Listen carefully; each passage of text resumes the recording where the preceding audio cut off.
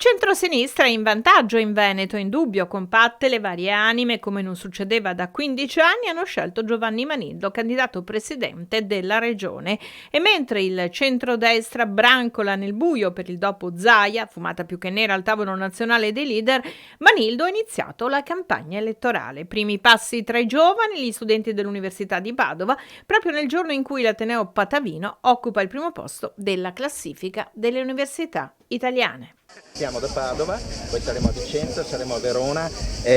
incontreremo tutti i luoghi dove i ragazzi hanno qualcosa da dire, poi non solo sulle università, ma andremo anche, ovviamente l'ascolto sarà di tutto il Veneto, la partita è ampia e come abbiamo detto dal Veneto di uno al Veneto di tutti il sistema partecipativo deve essere effettivo, non soltanto detto. Intanto partiamo dai giovani e con i giovani non soltanto destinatari di politica dei giovani, ma partecipi di politica per tutti, perché con i ragazzi di oggi ho parlato di costo della vita, di trasporti, di mobilità, di problema della casa, quindi non è un problema solo dei ragazzi,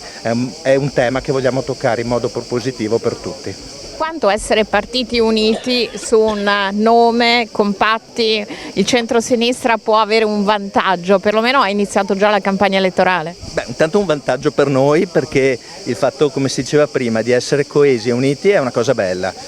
La coalizione più ampia degli ultimi 15 anni è un onore e una responsabilità, ringrazio chi ha lavorato benissimo in questo periodo e mi ha dato il testimone di un lavoro fatto molto bene. Poi, come ho detto in altre occasioni, il fatto di essere in tanti uniti ti permette di vedere e pensare delle proposte da vari angoli visuali, quindi nessuno ha l'ambizione di avere la risposta da solo, ma siamo proprio nella condizione di avere un bel programma e una bella campagna elettorale. Essere un moderato in qualche modo potrà essere un vantaggio per erodere qualche voto nel campo opposto? Allora, innanzitutto a me piace che la parola moderato venga definita, nel senso che moderato è una persona che ha delle idee ben salde, ha anche una tenacia e uno spirito forte per perseguirle, ma ha un atteggiamento di ascolto e di dialogo anche su idee diverse dalle proprie e non parte da preconcetti o pregiudizi. Per me questo vuol dire essere moderato e